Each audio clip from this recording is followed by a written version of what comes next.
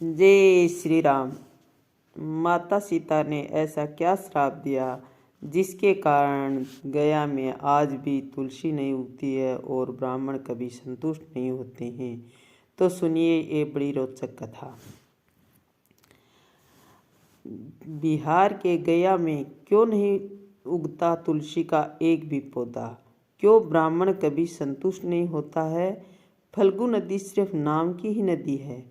क्यों कौवा हमेशा लड़ झगड़ कर ही खाता है? कौवा, तुलसी, ब्राह्मण और गाय को माँ सीता ने क्यों श्राप दिया था? इसके बारे में कुछ लोग ही जानते हैं। आइए हम विस्तार से इसके बारे में बताते हैं।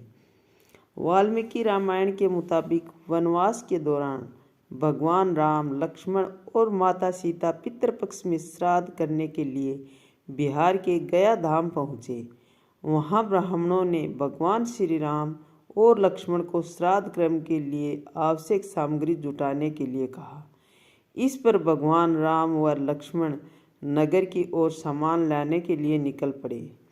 ब्राह्मण देव ने माता सीता से आग्रह किया कि पिंडदान का समय निकलता जा रहा है। यह सुनकर माता सीता की व्यग्रता भी बढ़ती जा रही थी, क्योंकि श्री राम और लक्ष्मण अभी नहीं लौटे थे। इसी दौरान दशरथ जी की आत्मा ने उन्हें आभास कराया कि पिंडदान का वक्त बीता जा रहा है और वो भूखे हैं। यह जानकर माता सीता असमंजस में पड़ गई।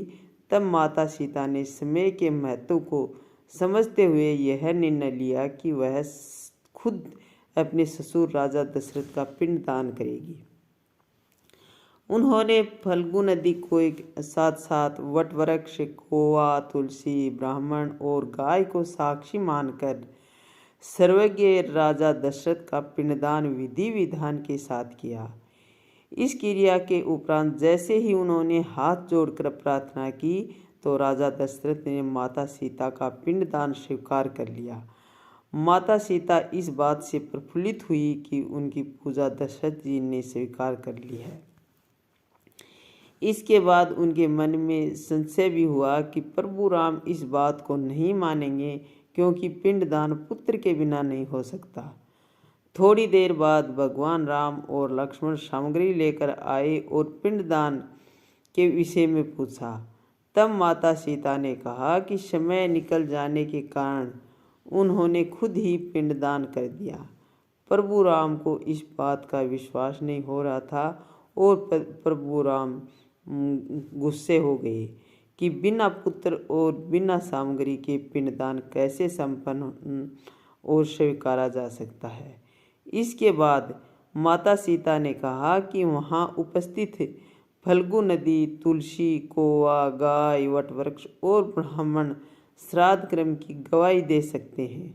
भगवान राम ने जब इन सब से पिंडदान के लिए जाने की बात सच है या नहीं पूछा, तब फल्गु नदी, गाय और कौवा, तुलसी, ब्राह्मण पांचों ने प्रभु राम को क्रोध देखकर झूठ बोल दिया कि माता सीता ने कोई पिंडदान नहीं किया है।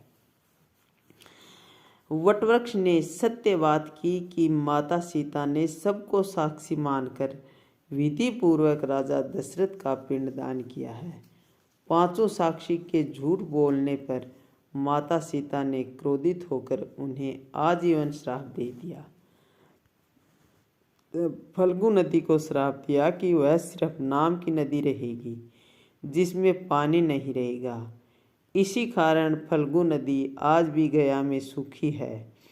गाय को माता सीता ने श्राप दिया कि गाय पूजनीय होकर भी सिर्फ उनके पिछले हिस्से की पूजा की जाएगी और गाय को खाने के लिए दर बदर भटकना पड़ेगा और यह हमेशा झूठा खाएगी। आज भी हिंदू धर्म में गाय के सिर्फ पिछले हिस्से की पूजा की जाती है। माता सीता ने ब्राह्मण को कभी भी संतुष्ट नहीं होने और कितने भी मिले उसको दरिद्रता हमेशा बनी रहेगी का श्राप दे दिया। इसी कारण ब्राह्मण कभी दान दक्षिणा के बाद भी संतुष्ट नहीं होते हैं। चाहे ब्राह्मण को आप कितना भी देकर संतुष्ट करना चाहे, लेकिन ब्राह्मण कभी भी संतुष्ट नहीं होगा। माता सीता ने तुलसी को श्राप दिया कि वह कभी भी गया की मिट्टी में नहीं उगेगी। इसलिए आज भी गया गांव की मिट्टी में तुलसी नहीं होती है, कभी भी तुलसी का पौधा नहीं लगता है। और कौआ को हमेशा लड़ झगड़ कर खाने का श्राप दिया था। कौआ आज भी खाना अकेला नहीं खा सकता, क्योंकि वह लड़ झगड़ कर ही खाना खाएगा। इस प्रकार माता सीता ने जहाँ इन पांचों को श्राप दिया, वहीं सच बोलने पर वटवृक्ष को आशीर्वाद भी दिया था कि उसे लंबी आयु प्राप्त होगी। यह दूसरों को छाया प्रदान करेगा।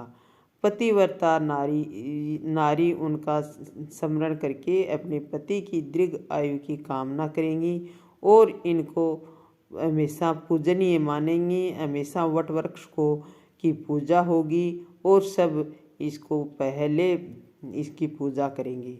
इस प्रकार सीता माता ने उन पांचों को श्राप दिया और वटवृक्ष को आशीर्वाद दिया। यह श्राप और आशीर्वाद आज भी जीवित है। इस प्रकार माता सीता ने सबको इस प्रकार श्राप और आशीर्वाद दिया। जय श्री राम।